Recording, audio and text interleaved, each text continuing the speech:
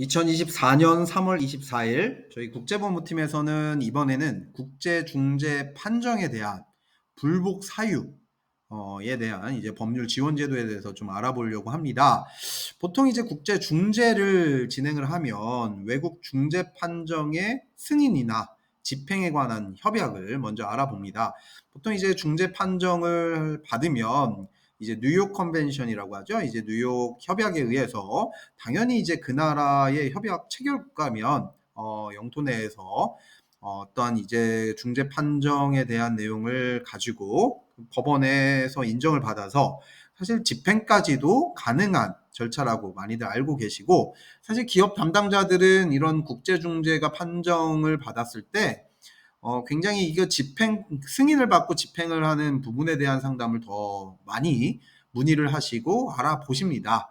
당연한 거고요. 그런 뉴욕 컨벤션, 뉴욕 협약에 의해서 뭐 사실 우리 뭐 중국 같은 경우도 사실 기업 담당자분들이 많이 불안해하시는 분들이 있는데, 이 뉴욕 컨벤션 가입 국가고, 그래서 이제 중국 법원에서 국제 중재 판정을 인정을 해주고 집행까지도 무리가 없는 그러한 나라이기도 합니다. 그리고 여러 나라들이 이제 뉴욕 협약에 가입국들 이제 알아보시면 이제 구글로 검색을 해보시면 쭉 나오는데요. 그렇게 가입을 한 국가들끼리는 이제 국제중재 판결문을 가지고 이제 그 나라의 법원에 신청을 하면 그 외국 중재 판정의 승인 및 집행에 관한 협약에 따라서 법원에서 인정을 해주고 집행도 가능한 그러한 절차입니다. 지금 오늘 보는 거는 그럼에도 불구하고 난 정말로 이거는 인정을 할 수 없다. 국제중재 판정을 받았지만 이거는 불복돼야 되는 그런 사유가 충분하다.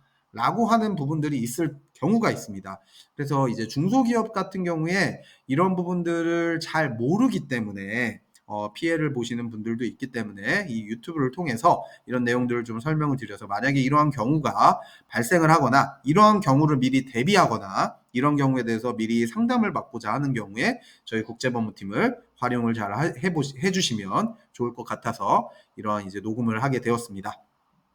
일단 중재제도는 이제 소송과는 다른 절차의 분쟁 해결 수단이겠죠. 당사자 간의 합의로 중재부가 분쟁에 대해 중재 판정을 내리는 그런 경우들도 있고, 이제 중재 소송이라고도 하죠. 소송처럼 이제 중재 판정을 내리기 전에 이제 당사자들이 어떠한 내용, 저런 내용 이렇게 여러 가지 이제 공방을 이루어지게끔 하는 경우들. 결국은 이제 그 중재부에서 법원의 확정 판결과 동일한 효력을 가진 이제 판결문 또는 판정문을 내게 됩니다. 그러면 중재 판정 결과를 미이행하는 경우는 이제 관할 법원으로부터 강제 집행 판결을 받아서 집행이 가능한 걸로 이제 많이들 알고 계시겠죠. 국제중재 판정 불복의 요건이 당연히 이제 까다롭지만 중재 판정의 승인 및 집행 거부 사유가 있는 경우들, 그런 경우는 이를 주장을 해서 중재 판정에 대해서 불복을 제기할 수 있다라는 거. 이 두 번째 내용은 많은 기업들이 잘 모르는 경우이기 때문에 이런 경우도 가능할 수 있다.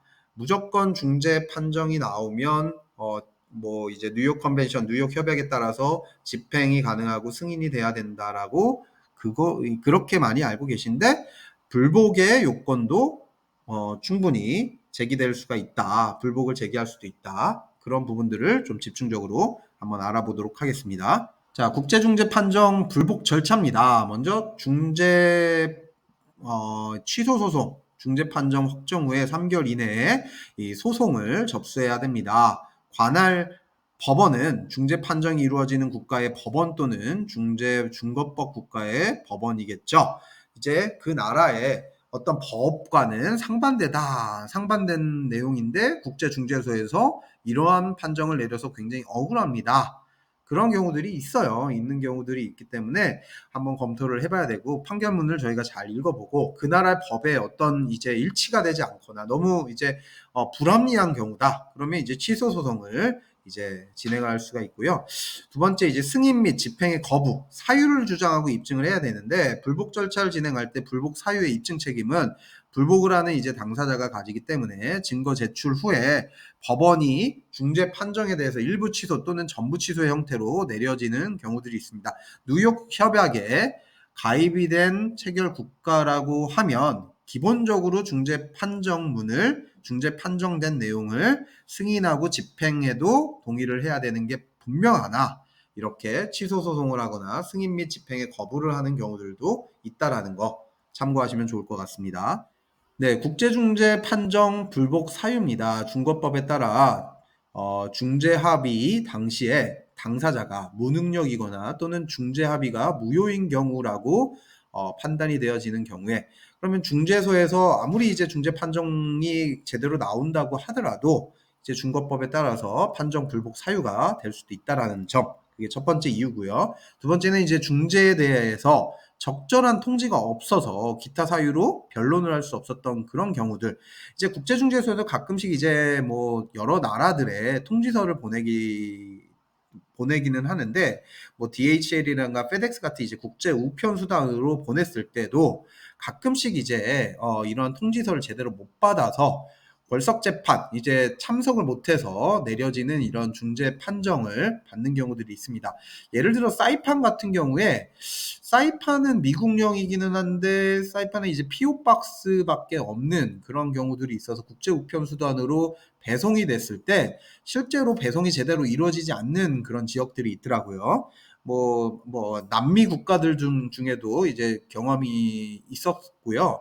그다음에 뭐 동남아시아 같은 경우에 가끔씩 이제 어떤 국제 우편 수단으로도 통지서가 제대로 전달이 안 되는 그런 경우들이 있습니다. 그런데 나중에 그 업체가 또는 그 개인이 중재 판정이 난지도 모르고 있다가 나는 이런 통지를 못 받았어요 하고 이의를 제기하면 국제중재 판정에 불복 사유가 될 수도 있다라는 거. 그게 두 번째 이유고요.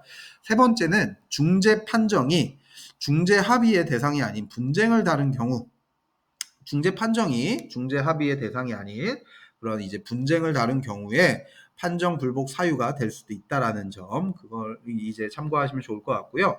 네 번째, 아무리 이제 우리가 국제중재 절차를 제대로 중재소에서 따른다고 하더라도 발견을 한 거예요. 당사자 중에 이제 그 패소를 한 쪽에서 이거 무슨 하자가 있었는데 뭐 증빙 자료가 잘못됐는데 왜 중재소에서 이거를 발견을 못하고 그대로 판정을 냈느냐? 또는 이제 증인이 증인 채택이 제대로 되지 않았는데 뭐 마치 이제 증인 채택이 제대로 이루어진 것처럼 이제 판정문이 나왔다. 예를 들어 이러한 어떤 절차상 하자가 있는 경우를 발견해서 불복 사유에 해당이 되는 경우들이 있습니다. 그게 네 번째 이유고요. 화면 보시면 이제 6가지까지 나와 있죠. 다섯 번째, 해당 법령에 따라서 중재로 해결될 수 없는 경우인데 중재 판정이 제대로 나온 그런 경우들이 가끔 있다고 하더라고요. 저는 이런 부분은 경험을 못 해봤는데 어쨌든 그런 경우가 있다고 합니다. 여섯 번째, 중재 판정의 집행이 공공질서, 풍속 등을 해칠 염려가 있는 경우, 이런 경우는 이제 뭐 아프리카 국가나 이런 어떤 종교적인 어떤 그 색채가 강한 국가 같은 경우에 중재 판정의 집행이 이제 어려운 경우들이 있습니다. 그때 국제 중재 판정 불복 사유에 해당되는지 안 되는지를 좀 꼼꼼하게 살펴볼 수가 있습니다. 이 6가지 이유에 해당이 되면 불복되는 사유에 해당이 된다고 보시면 될 것 같아요. 이때 이제 중재 판정의 취소가 확정되더라도 계약서상의 중재 합의의 효력은 여전히 유효합니다. 보통 계약서, 국제 계약을 할 때 아비트레이션, 중재 합의의 어떤 조항들을 넣어 놓으면 효력은 여전히 유효하기 때문에 당사자들은 새롭게 중재 절차를 진행할 수 있는지 아니면 중재 합의에 효력이 소멸되어서 당사자들이 이제 각 국가에 소를 제기할 수 있는지 이에 대해 어떤 사유로 취소 판정이 내려졌는지 확인을 해야 됩니다. 당연히 이제 케이스 바이 케이스로 굉장히 복잡한 내용들이 이제 이루어지게 되겠죠. 그런 법률 전문가들한테 이러한 이제 검토나 상담을 꼭 하시기 바랍니다. 그래서 중재 판정의 취소가 확정되더라도 계약서는 유효하고 계약서상의 어떤 조항도 여전히 유효하다라는 거 유의하시기 바랍니다. 네, 저희 국제법무팀 중소기업을 위한 법률 서비스 지원을 아끼지 않고 있습니다. 분쟁 해결 절차, 중소기업 간의 분쟁에 있어서 활용할 수 있는 그런 내용입니다. 국내법 포함해서 대륙법이나 영미법, 그리고 중소기업은 이제 법무팀이 주로 이제 상주하지 않기 때문에 저희 국제법무팀은 이제 시간당으로 활용을 하는 그런 월자문 형태도 가능하고 효율적으로 자문하는 그런 형태들은 이제 언제든지 문의를 하셔서 상담을 하실 수 있습니다. 그래서 기업에서 상주하는 이제 법무팀이 아닌 이제 저희한테 외주를 주는 거죠. 국제법무팀은 이런 시간별로 또는 이제 월별로 어떤 이제 정해놓은 시간들대로 법률 리서치라든가 이런 중재 관련된 어떤 내용 증명을 보낸다든가 분쟁 해결을 한다든가 계약서 검토 자문을 받는다든가 그런 식으로 이제 얼마든지 이제 활용이 가능하니까 연락을 주셔서 이런 부분들을 적극적으로 활용하시기 바랍니다. 중소기업을 위한 그러한 이제 국제법무팀이 되도록 노력하겠습니다. 감사합니다.